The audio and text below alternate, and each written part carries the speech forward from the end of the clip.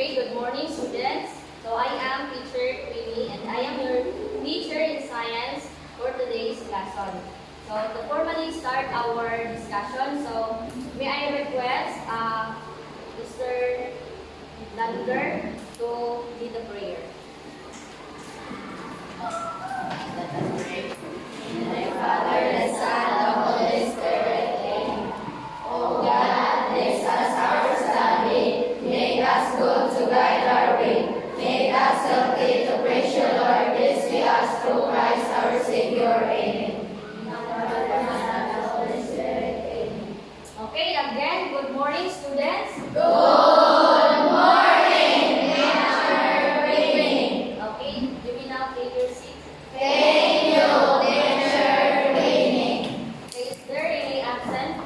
And so, since all of you are present, so let us give the hands for everyone.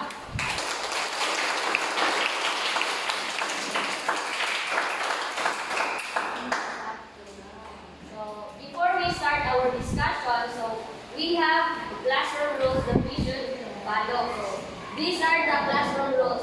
Is read. Sit properly. Observe social distancing. Be quiet. Listen attentively. Participate in the class activity. Okay, thank you. So, also sa, please participate in all the activity that I will conduct to you later. Okay. So now let's have a short review. So, what was our topic last meeting? Yes. Our topic last meeting is all about sexual and asexual reproduction. Okay, very good. So, our topic last meeting is about sexual and asexual reproduction. So, who can give me the meaning or what is sexual reproduction? Yes. Sexual reproduction is a new organism by two different sexes. Okay, very good. So when we say sexual reproduction, it is the production of new organisms in which the new organisms by the so sexual reproduction is the production of new organism by the generation of new genetic information with the two individuals different sexes. So how about asexual reproduction? Yes, this. Asexual reproduction is a reproduction in which offspring is produced by a single parent. Yes, that's correct. So when we say asexual, so it is the reproduction of new organism in which the offspring is produced by a single cell. So now, before we discuss or we start our lesson, so these are the objectives of our lesson. So everybody read. At the end of the lesson, learners are expected to identify the biotic and abiotic components of the ecosystem, create a slogan considering the parts of the sentence, and realize the importance of taking good care of our ecosystem. Okay, so these are the objectives of our lesson. So before we start our activity, so I will group you into 4 groups. So let's count 1, 2, 4. 1, 2, 3, 4. 1,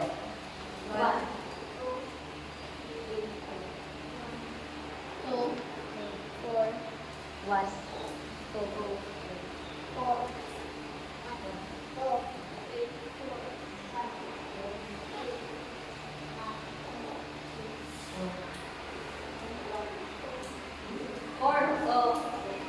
So group 1 will stay here, and group 2 will stay here, then group 3 and group 4. So please everybody proceed to your group ways.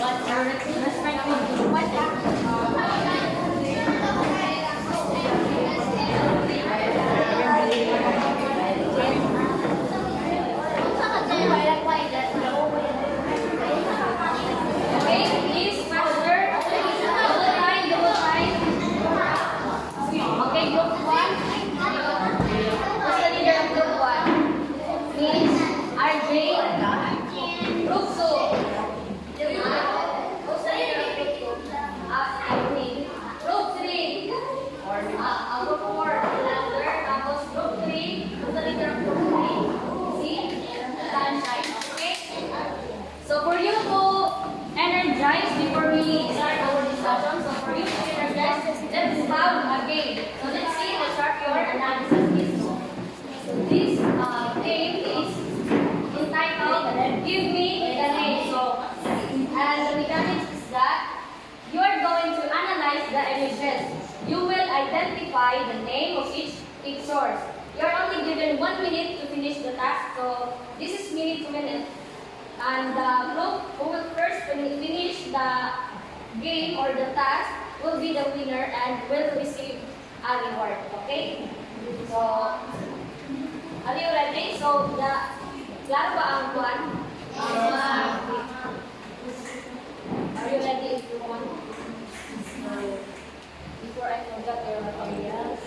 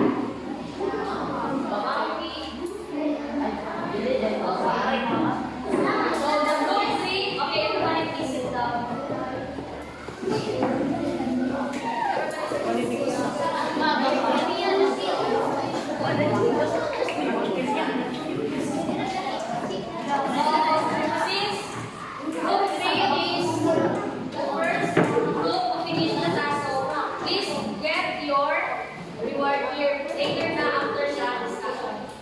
Okay? This is now everyone's going to start our next activity.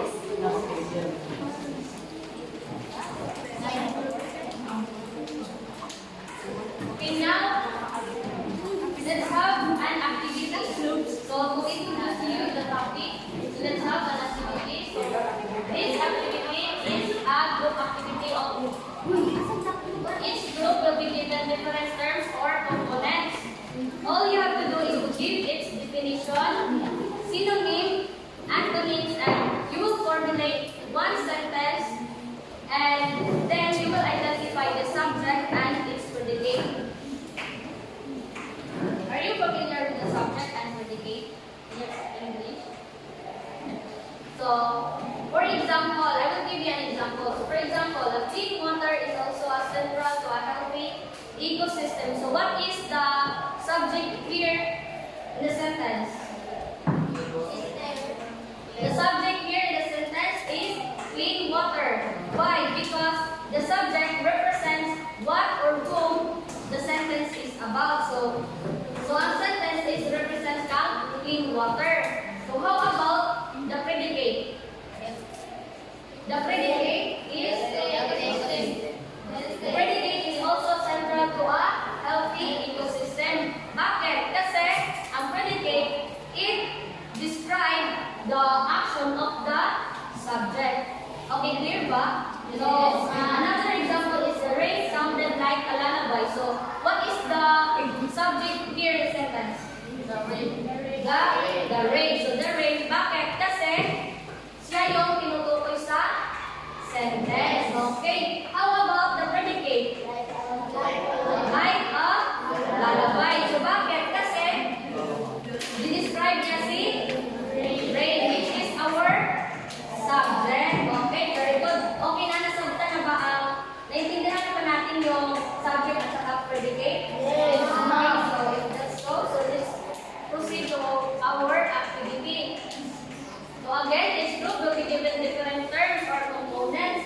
So the terms and components are biotic, abiotic, ecosystem, and organism. Yes? Okay, so I will give you this material.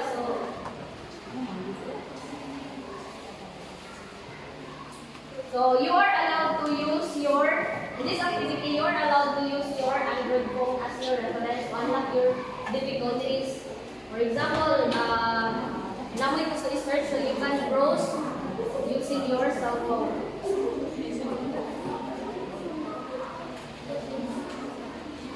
Okay, group 2. So again, you will give the definition of each terms or components. Then you will give synonym, antonym, and you will formulate one sentence and identify the subject and predicate of the sentence that you have formulated. Okay? Everybody's ready. Ready na ba? Okay. If you're ready, so you are only given 5 minutes to finish the task. So, if you're ready, so you will start.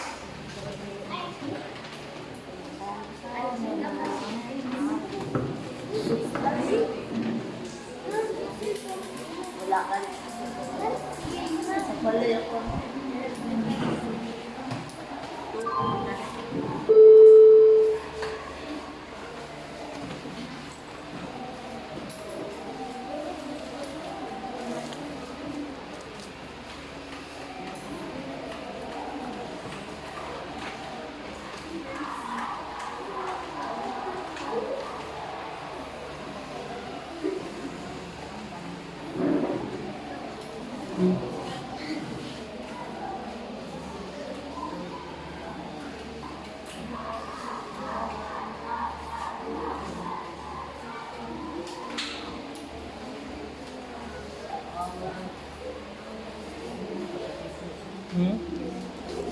Naging mga flight. Ay.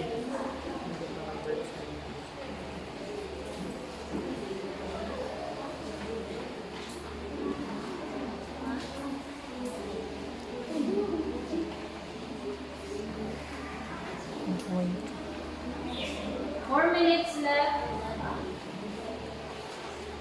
Yes. The definition of abiotic. What do you mean by abiotic?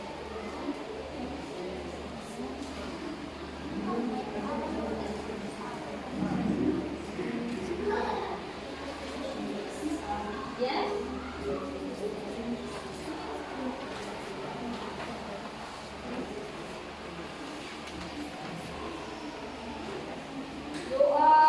We have 3 minutes to answer. Because you will identify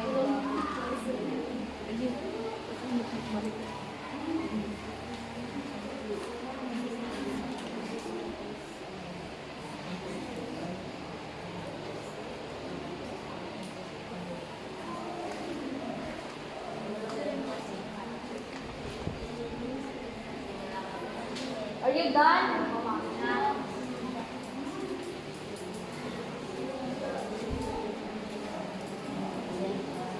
3 minutes left. The antonyms, synonym, and definition of the term.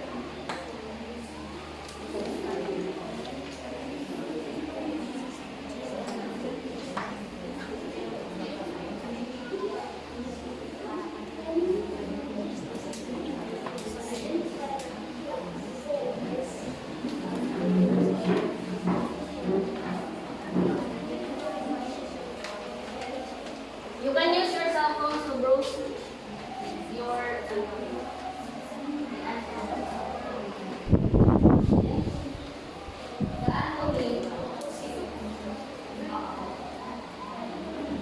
Tapos you will give the definition and synonym is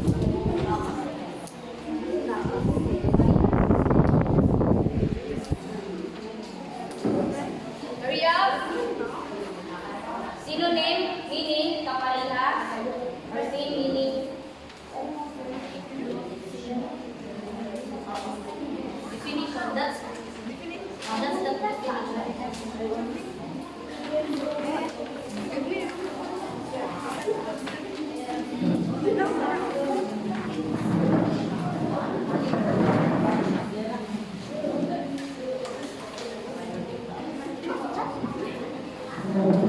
2 minutes left.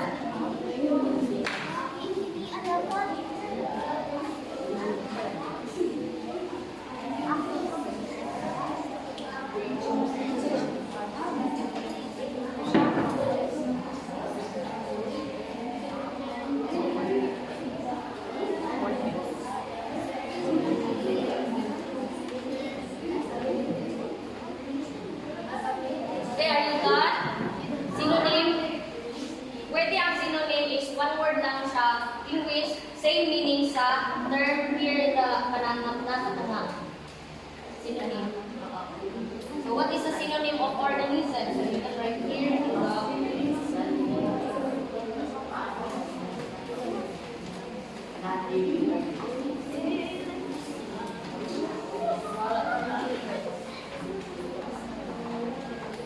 Okay, 1 minute left.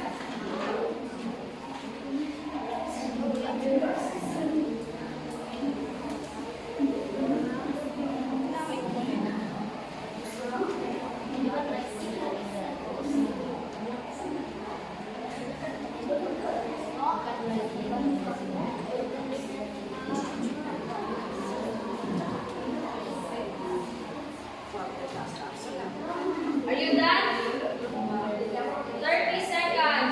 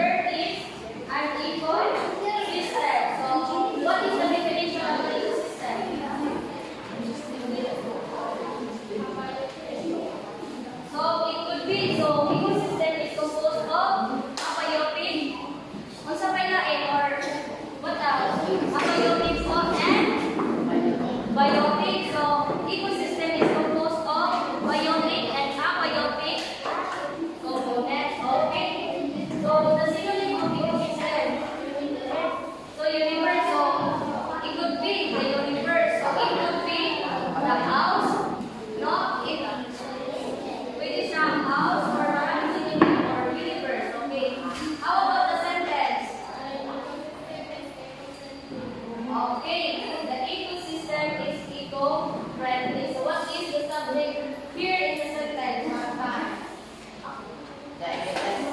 Yes, the ecosystem is the subject of the sentence. So how about the predicate? Okay, eco-friendly. And the antonym is dealing the population, right? Antonym is the opposite. So it could be ang samaan. Uy. Okay, give a hand. Let's give a hand for group. Group 2. Okay. Let's proceed to group. Okay, 1. Okay, let's proceed to group 1. Okay, make it faster. So the components here, or the term is organism. So what is the definition of an organism? Yes. So the organism exists in our ecosystem. Yes, including the animals, the human. Okay. So what is the synonym of organism? So synonym, it could be one term only or one word. Okay. How about the antonym? Please read the sentence. Please read the sentence.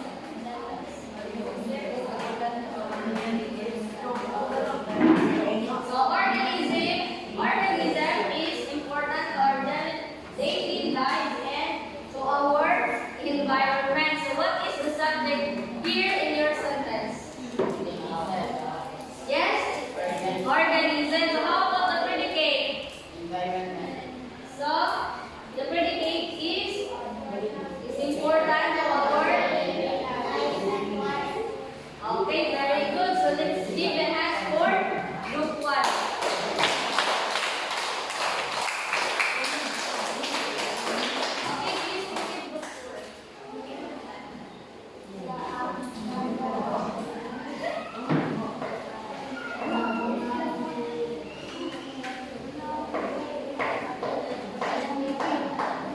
Okay, please proceed group 4. Okay, please read your.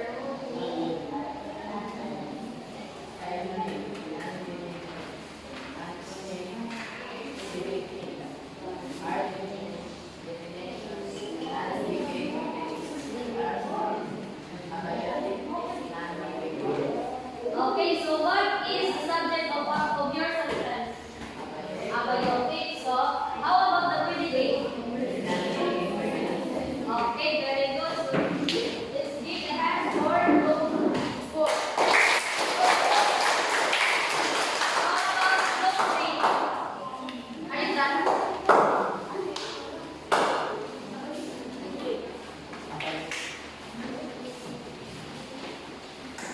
Okay, good.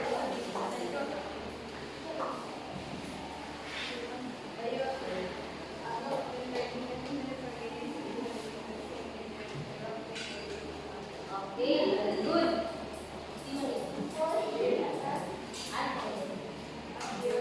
Okay, correct.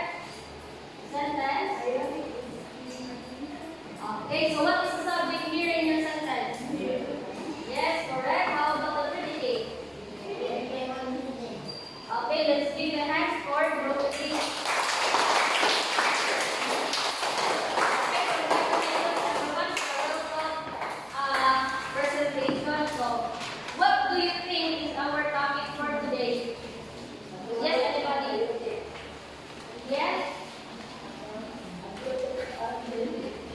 Biotic and abiotic components of an ecosystem. So, our topic for today is about biotic and abiotic components of an ecosystem. So, now, I have a short video clip. I will play it to you, then all you have to do is to listen attentively. Please settle yourself, please sit down. Okay, thank you. All you have to do is to listen attentively, observe, and understand the video. And please, you can write the important information and ideas here in the video because later I will give you another activity.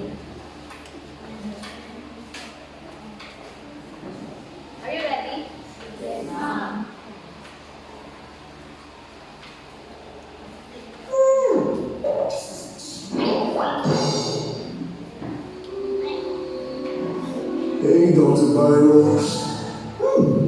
Hey, who's that? It's me, the pawn. Oh, how are you? Not good. Humans are judging me.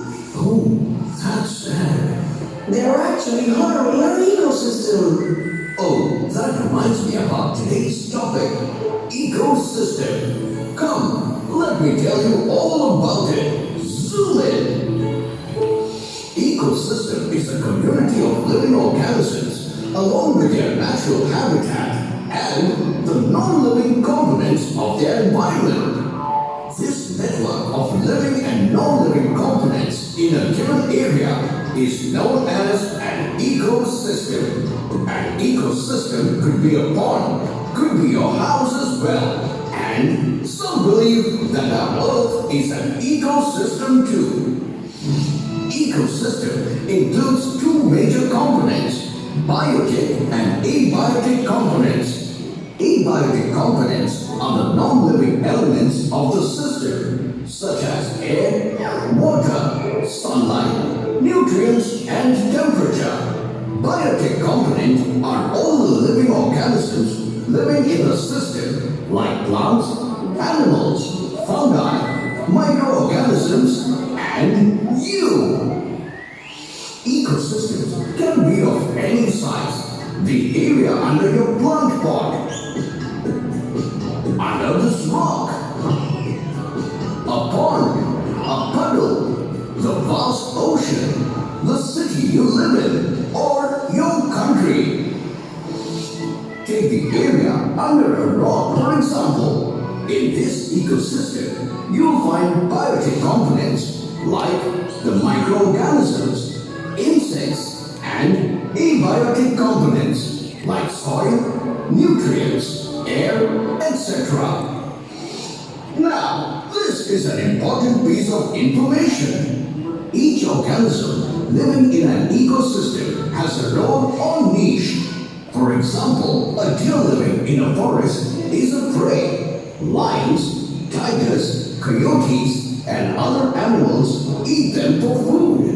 Now imagine if a deer was supposed to eat lions, coyotes, and wolves. Wouldn't that make things difficult for an ecosystem? We must remember that no two organisms can have the same niche for too long. After a while, one has to either leave or go extinct. Trivia time! Did you know that even you are an ecosystem? Yes, you are an ecosystem to the thousands of microorganisms that inhabit you. Our ecosystem is really important. If we keep polluting our ecosystem like that, we would soon go extinct and Earth wouldn't be a habitable ecosystem ever. On this note, this is me zooming out. Tune in next time for more fun facts. Okay, that's end the video. So, are you ready for the questions? Yes. So, if you're ready,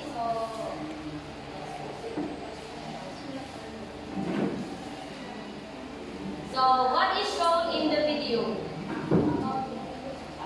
What is shown in the video? Anybody? Yes, please stand. Yes, it could be. Yes. So the video is all about ecosystem. What else? Yes. It's all about abiotic and biotic.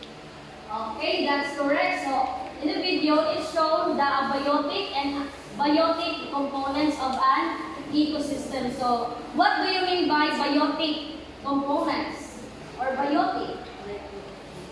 Yes, Mr. Lander.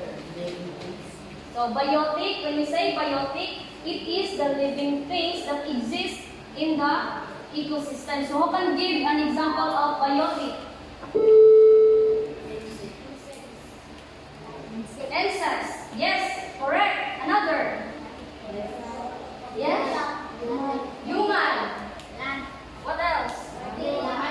Animals. Plants. Fish. Plants. Animals. Okay, that's the example of biotic. So how about abiotic?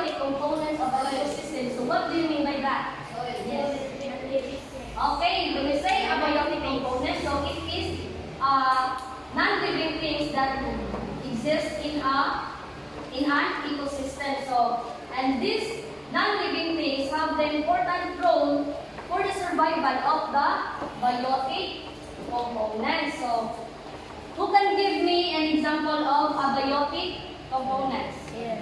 Yes. Air. Soil. Correct. What else? Yes. Rocks. Water.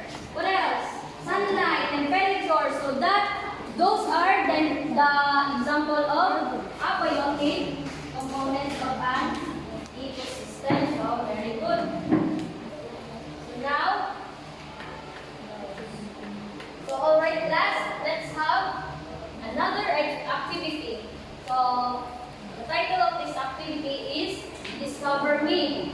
And as you can see, there are 4 ecological environment posted in the corner. So all you have to do with the same groupings, you will be visiting each station or each ecological environment and answer the questions that asked, and you will be answering the questions in the answer sheet that I will give you later. Okay? So, each station has different tasks, so please read and understand the direction to complete the task correctly. Okay, so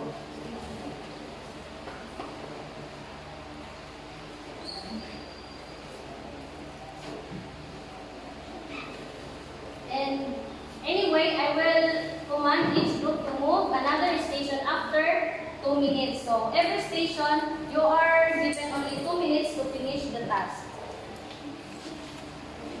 Hi, please.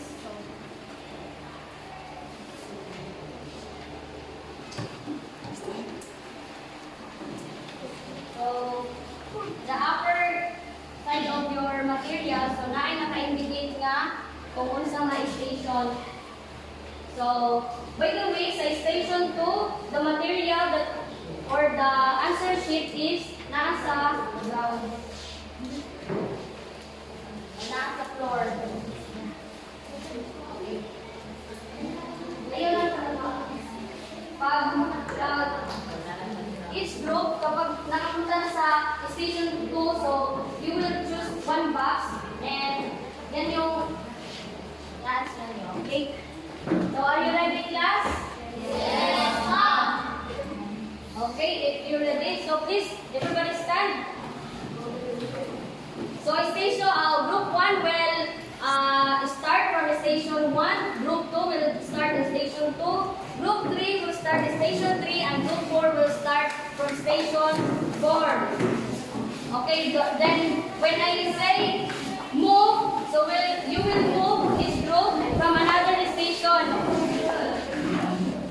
Okay, here are instructions. So group 1, when I say move, you will move into another station, which is the station 2.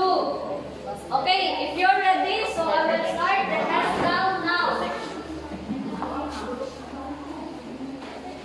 Okay, start.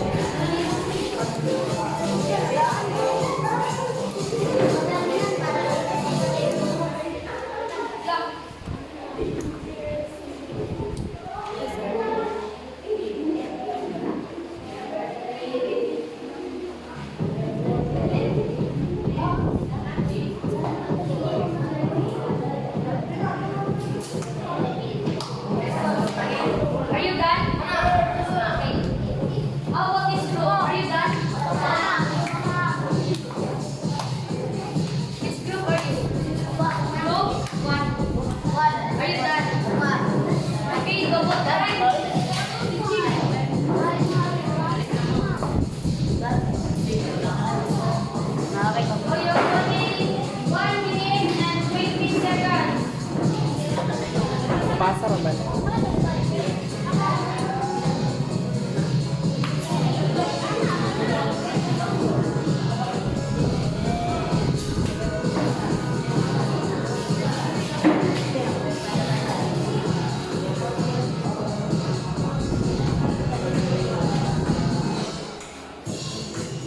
One related, one city.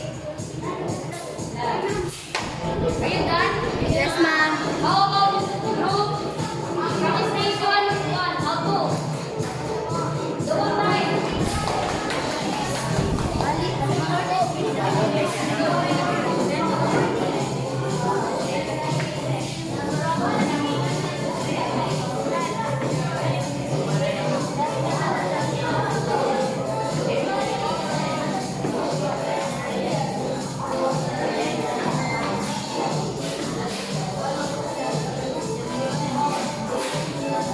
Fifteen seconds.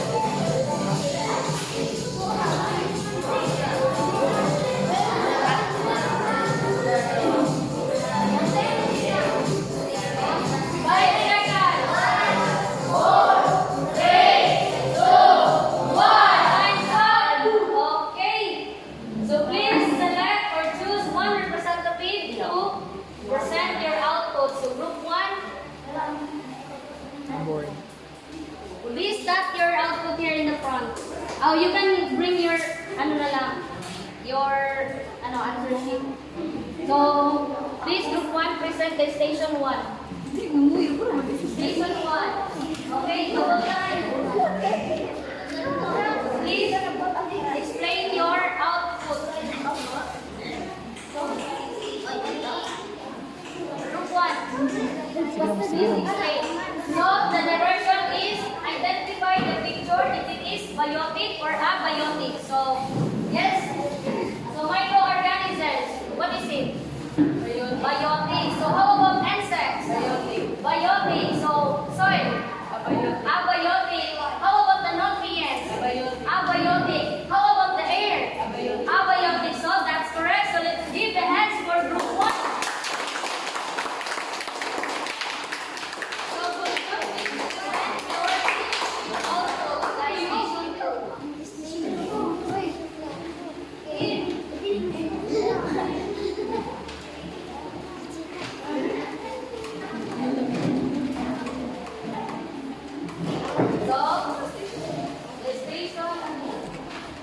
So the direction is categorize each picture if it is biotic or abiotic component. So you will arrange the pictures to the designated components. So example biotic. So please read.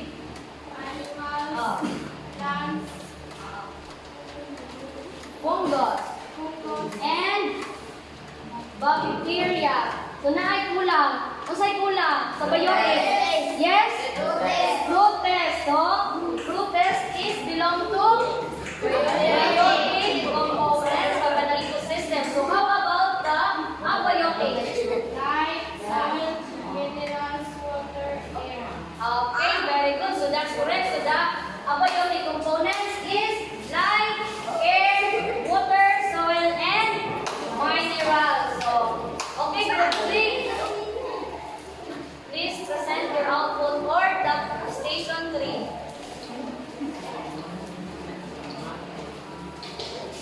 So the direction is keep me in. Study the picture below. Identify the place or area which each of the organisms in column A can survive in column B or specific habitat. So yes, the monkey can survive in forest. C. Yes, correct. How about number 2, the fish? A, which is the water. Okay, how about the number 3, the polar bear? Letter B, so that's correct. How about the fungus? D, so that's correct. So let's give a hands for group. Group 4, please present station 4. Double time. Any representative?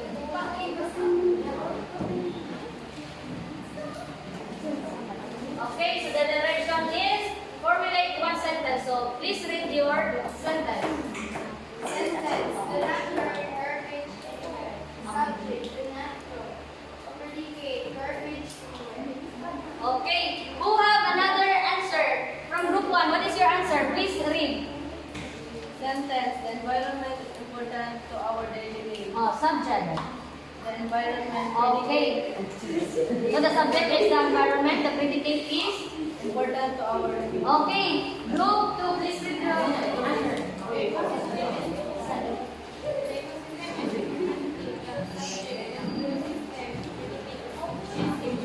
Okay, that's correct. How about group 3? Please read your answer. Poster learning. Subject. Teachers. Okay. Predicate. Poster learning. Okay, very good. So let's give the hands for group 4. Okay, congratulations everyone for a well-thought discoveries and well-thought explanation. So now I thought that you already learned from the lesson. So now, what would be the possible outcome if people will not take good care of our ecosystem? Anybody? Any idea? Don't hesitate to raise your hand if you have idea. So why? Why is it, or what would be the possible outcome if people will not take good care? So it will become, or the ecosystem will become polluted or contaminants. So we should take good care of our ecosystem because it is important for us. Like for example, the abiotic, if we will not take good care of it, it will become polluted and contaminants with toxins. If, for example, the abiotic, the water, if we will intake or drink water that is polluted, so what will happen to us? So, pwede tayong magkasakit. Pwede tayong, then it will lead to death. So, that's why we should take good care. So, how about the air? If we makasimog taong polluted air, so pwede tayong magka-sakit like ubo or other symptoms na pwedeng idulot na sakit ng polluted air. So now, for your last activity, so you will create a slogan on how to protect the ecosystem. Be sure to write it in a sentence form. Just a short slogan lang. In a sentence form. So you are only given 3 minutes to answer the answer. So if you have the material, so you may start answering.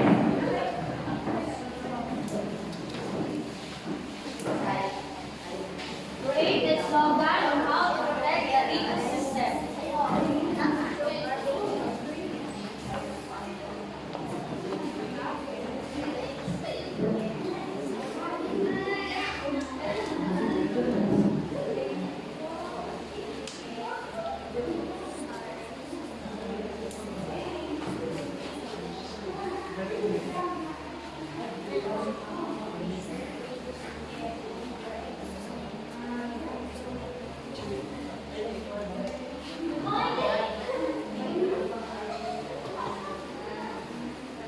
So you have only 2 minutes to finish the task. We have many ways to protect our ecosystem.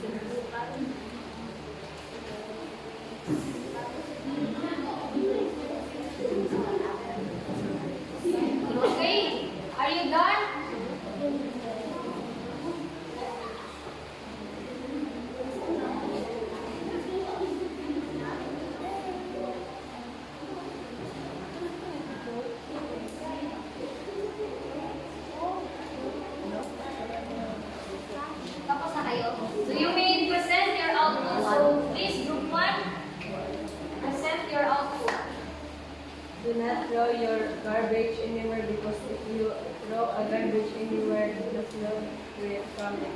Okay, very good. So let's give the hands for group 1.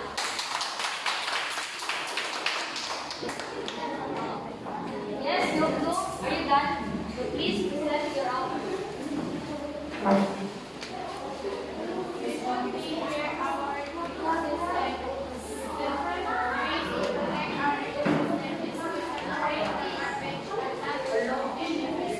Okay, let's give a hand for group 2. How about group 3? 4. Group 4. Group 3.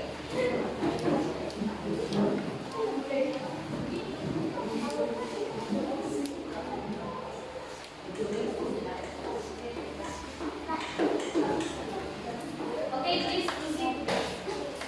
Wow, grabe ang effort. Grabe ka effort.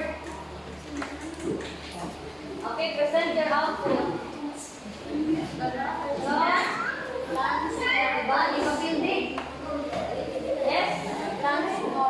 Plant more trees. So let's give a hand for group 4. How about group 3?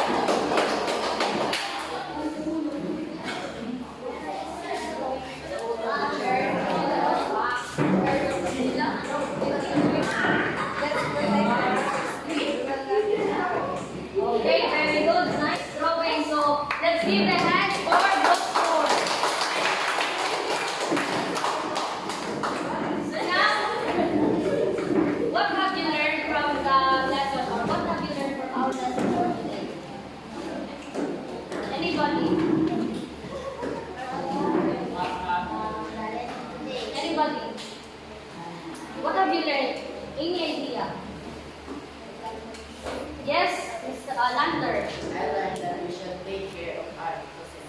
Yes, that's correct. So we should take care of our ecosystem. What else? Yes. I learned from the lesson today is what a biotic and a abiotic. Okay, she learned the terms about biotic and abiotic components of an ecosystem. So, powerful. Next, why is it important to study the ecological relationship between biotic and abiotic components of an ecosystem? Anybody? Why is it important to study the ecological relationship of biotic and abiotic? Yes? So the importance of studying the ecological environment or the ecological relationship between biotic and abiotic components of an ecosystem is to be able to know how organisms and non-living organisms interact with each other and how they are going to survive with the use of biotics. So for example, the water, can we survive without the oxygen? No. So what is the oxygen? It is an example of air. So what is the air? It is an example of abiotic component. So we cannot survive without the oxygen. Through the oxygen, we use it through respiration. So how about the plants? Can they survive without the nutrients? No. Oh, what other factors that sun needed for them to survive? Oh no, plants needed for them to survive. Sunlight, soil, water. So that's correct. So for as a human, so as an example of biotic, we need abiotic components for us to survive and live in an ecosystem. So in contrast, so abiotic need us for them to survive because without us, we cannot take good care. So tayo yung mag-take good care sa kanila. As a return, they will provide our needs. Okay? So now, let's evaluate if you have understand the lesson. So, please get one unpack. So this is a individual application.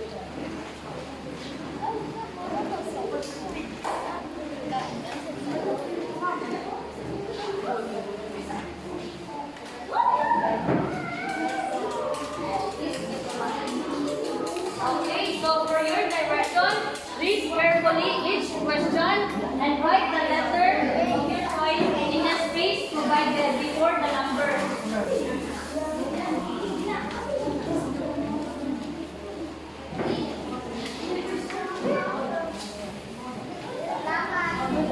Okay, you may now start answering, please.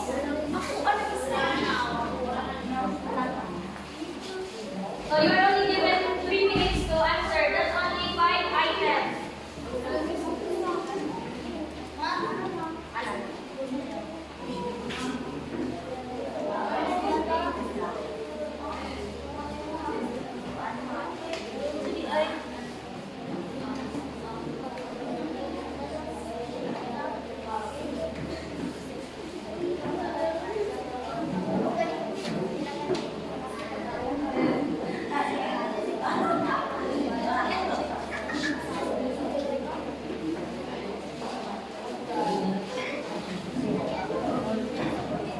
Okay, are you done?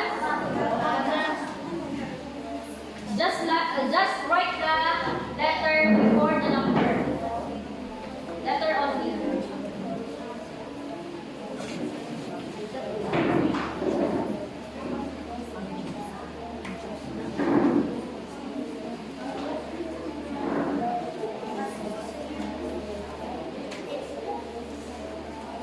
Okay, you have only 2 minutes to finish the task.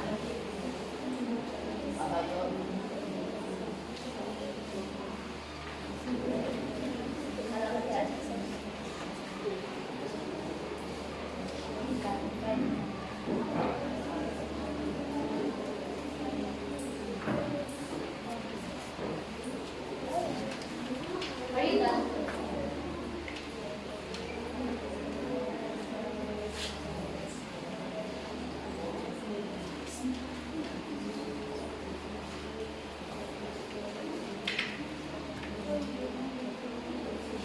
One minute left.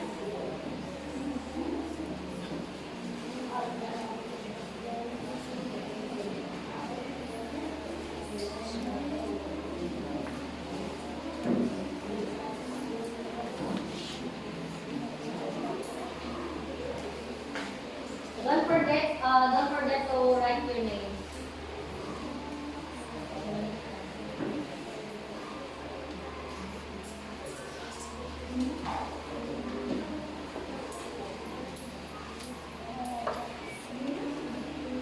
So, time's up.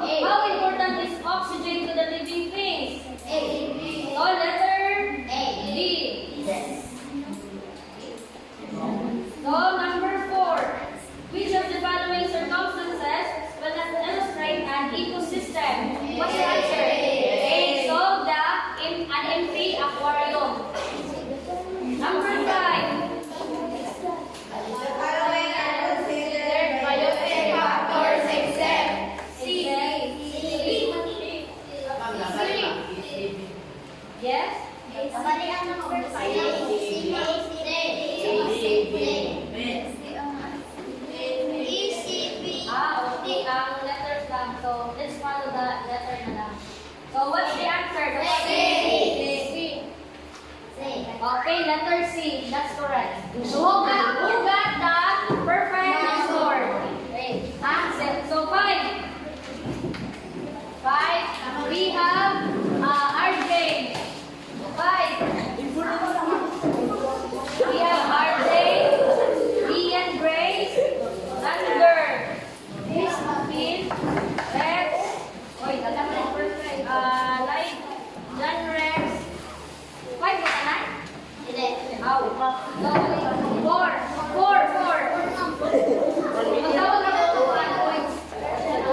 We have 4 LJ. Jimmy, and so on. 3. 4 pa nila. Dapat ay 4.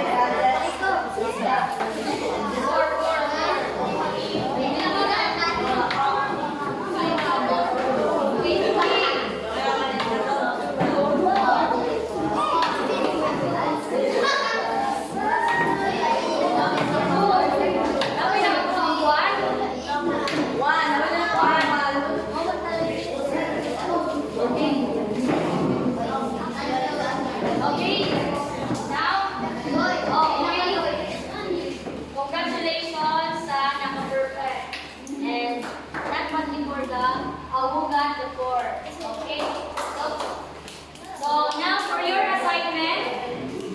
So differentiate biotic from abiotic components of an ecosystem in terms of meaning, factors, and functions. So you will use the Venn diagram to place the similarities in the center and the differences at the opposite circles of the diagram. So write your answer in a one whole sheet of paper. So that would be your assignment. Okay. Now that's end our discussion for today. I hope you learned something from me. In which our lesson is biotic and abiotic components. So thank you everyone. Thank you students for participating.